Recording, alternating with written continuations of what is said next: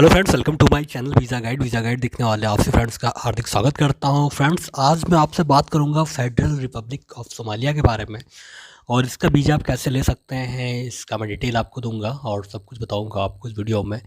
कुछ सब्सक्राइबर ने मुझे कुछ दिन पहले मुझे ईमेल किया और मुझे मैसेज भी किया कि सोमालिया का वीज़ा कैसे ले सकते हैं। एंड अगर आप सोमालिया जा रहे हो तो कंट्री बहुत ही डेंजर है, बहुत ही रिस्क है वहाँ पर जाने के लिए।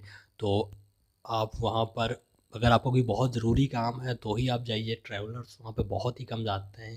कुछ यूट्यूबर्स फ़िलहाल रिसेंटली कुछ गए हैं वहाँ पर घूमने के लिए। थोड़ा सा क्रेज़ वहाँ पे बढ़ा है, काफ़ी इंडिया के लोग भी गए हैं, तो कुछ यूट्यूबर गए हैं वहाँ पे प्रमोट किया है। तो सोमालिया के बारे में कुछ लोगों ने मुझसे अपडेट मांगा था, तो मैं आपको बताता हूँ सोमालिया का वीज़ा आप कैसे ले सकते हो। और सोमालिया जो है वो बॉर्डर्स का ओपन है, आप चाहो तो वहाँ पे ट्रैवल कर सकते हो। ज़्यादा कुछ डॉक्यूमेंट्स सोमालिया जाने के लिए लगेगा नहीं आपका। आपके पास आप चाहो तो वीज़ा ऑन अराइवल ले सकते हो, या आप चाहो तो डायरेक्ट दिल्ली एम्बेसी से, दिल्ली में सोमालिया की एम्बेसी है वहाँ पर आप जाके वीज़ा एप्लीकेशन कर सकते हो। तो कैसे आपको जाना है, क्या क्या करना है, वो सब चीज़ मैं आपको अपडेट बताता हूँ। आप किसी भी कंट्री में रहते हैं, आप चाहे इंडिया में रहें, नेपाल में रहें या किसी और कंट्री में रहें, पाकिस्तान या बांग्लादेश, अगर आप सोमालिया जाना चाहते हैं तो किसी को भी एडवांस वीज़ा लेने की कोई ज़रूरत नहीं है। इनके आप सर्च करोगे, देखोगे तो इनकी जो वीज़ा पॉलिसी है उसमें आपको 30 डेज़ के लिए आपको वीज़ा ऑन अराइवल मिल जाएगा इनका। और वो भी जो आपको 30 डेज़ के लिए मिलेगा वो एयरपोर्ट पर ही मिलेगा, आपको लैंड बॉर्डर पे आपको नहीं मिलेगा। तो इनकी जो राजधानी है मोगादिशु, यहाँ पर आपको जो वीज़ा ऑन अराइवल है इसकी फैसिलिटी आपको यहाँ पर मिलेगा। और अब मोगादिशु एयरपोर्ट पे वीज़ा ऑन अराइवल ले सकते हो। एक कंट्री है सोमालिया, एक कंट्री है सोमालीलैंड। सोमालीलैंड को मैं कंट्री नहीं कह सकता हूँ, यूएन से ये रिकॉग्नाइज नहीं है। और अगर आप सोमालीलैंड भी जाते हो, ये कभी सोमालिया का ही पार्ट है, अभी भी सोमालिया इसको अपना ही पार्ट मानता है, लेकिन कुछ जो सेपरेट लोग हैं इसको अलग कंट्री मान रहे हैं, इसको अलग कंट्री का दर्जा दिलाने की कोशिश कर रहे हैं। और सोमालीलैंड की करेंसी और इनका जो वीज़ा पॉलिसी है ये भी थोड़ा सा डिफरेंट है।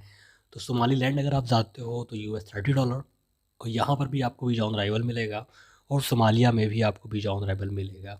तो अगर आपको इनका वीज़ा एप्लीकेशन करना है तो इनकी वेबसाइट पर आपको जाके फॉर्म आपको डाउनलोड करना है, उसमें आपका राउंड ट्रिप का टिकट हो जाएगा। और ये जो इनको वीज़ा एप्लीकेशन फ़ीस है वो नॉन रिफंडेबल रहेगा। जो भी इनकी वीज़ा एप्लीकेशन फ़ीस है वो फ़ीस आपको नहीं मिलेगा। आप चाहो तो एप्लीकेशन भी कर सकते हो, बहुत सारे डॉक्यूमेंट्स इन्होंने नहीं मांगा है, पर आपको वीज़ा काफ़ी आसानी से मिल जाता है। इनकी कैटेगरी की वीज़ा की बात करूँ तो आप बिज़नेस ट्रिप के लिए, कॉन्फ्रेंस के लिए वीज़ा ले सकते हैं। फ्रेंड रिलेटिव अगर आपके रहते हैं तो उसके लिए आप ले सकते हैं, और टूरिज़्म पर्पज़ के लिए भी आप यहाँ का वीज़ा ले सकते हैं, आपको वीज़ा यहाँ का मिल जाएगा। डॉक्यूमेंट्स क्या क्या लगेगा ये भी मैं आपको बता देता हूँ इस वीडियो में।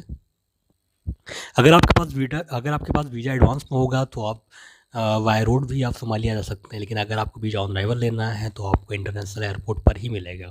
तो इसलिए आप अगर सोमालिया बाय रोड जाने का प्लान कर रहे हैं तो आपको वीज़ा एडवांस लेना पड़ेगा। तो इनका वीज़ा एप्लीकेशन फॉर्म आपको डाउनलोड करना है इनकी वेबसाइट पर जाके, उसको आपको डाउनलोड करना है। डाउनलोड करने के बाद आपको अच्छे से फिल करना है, उसके बाद आपको एक बार चेक कर लेना है कि जो आपने उसमें जो डिटेल जो आपने डाला है वो सही डाला है या नहीं डाला है। तो इसको आप एक बार ज़रूर देखिएगा। और जो 6 मंथ तक वैलिड होना चाहिए। रिसेंट साइज़ की फ़ोटो आपका जो आपने रिसेंटली खिंचाया हो तो 2 फ़ोटो आपका लगेगा। और पासपोर्ट 6 मंथ का वैलिड होना चाहिए, 6 मंथ तक वैलिड होना चाहिए। और आपको फ़्लाइट रिजर्वेशन भी लगाना है, फ़्लाइट रिजर्वेशन भी आप लगा सकते हो। एकोमोडेशन आप बता सकते हो आप वहाँ पे कहाँ जाओगे, किस होटल में रुकोगे। तो सिक्योरिटी बहुत ही मस्ट है। आप जिस भी होटल में रुकेंगे उस होटल में आपका जो आपने बुक किया है उसके वाउचर आप वहाँ लगा सकते हैं, और हाई कमीशन को आप दिखा सकते हैं कि आप इस होटल में आप रुकेंगे। कवर लेटर में जो आपका जाने का पर्पज़ है उसको आप डाल सकते हैं। और फीस जो है नॉन रिफंडेबल है। उसके साथ साथ आपका जो येलो फीवर सर्टिफिकेट है ये भी आपका लगेगा। इनकम टैक्स रिटर्न लगेगा आपका 3 साल का।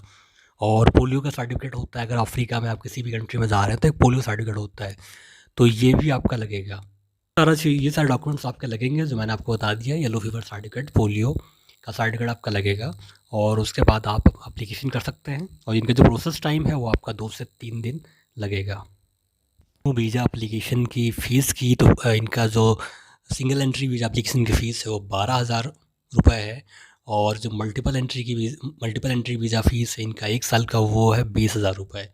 6 मंथ का अगर आप सिंगल एंट्री वीज़ा लेते हैं तो आपका पड़ेगा 15,000 रुपये। तो 1 मंथ का सिंगल एंट्री वीज़ा की फ़ीस 12,000, 6 मंथ का सिंगल एंट्री वीज़ा की फ़ीस 15,000 और 1 साल का अगर आप वीज़ा लेते हैं तो उसकी जो फ़ीस है वो 20,000 रुपये है। इनका जो प्रोसेस टाइम है वो आपका 2 से 3 दिन लगेगा। अगर आप बिज़नेस वीज़ा की बात करूँ तो इसका ही प्रोसेस टाइम आपका 2 से 3 दिन लगेगा। और सोमालिया कंट्री जो है, ये अगर बात की जाए कौन-कौन सी कंट्रीज़ से बॉर्डर शेयर करता है, तो एक आपका इथियोपिया, एक आपका जिबूती और कीनिया। तो ये कंट्री जो सोमालिया के नेबर कंट्री हैं और यहाँ अगर आपके पास वीज़ा है, स्टिकर वीज़ा आपने ले रखा है, तो अगर आप ऑन अराइवल नहीं लेना चाहते हो, आपके पास वीज़ा एडवांस है, तो आप इन कंट्रीज से आप बॉर्डर क्रॉस करके भी जा सकते हो। तो अगर आपकी वीडियो अच्छा लगे, हेल्पफुल लगे, तो आप सब्सक्राइब कर सकते हैं। वीडियो में किसी लेटेस्ट अपडेट के साथ में, तब तक के लिए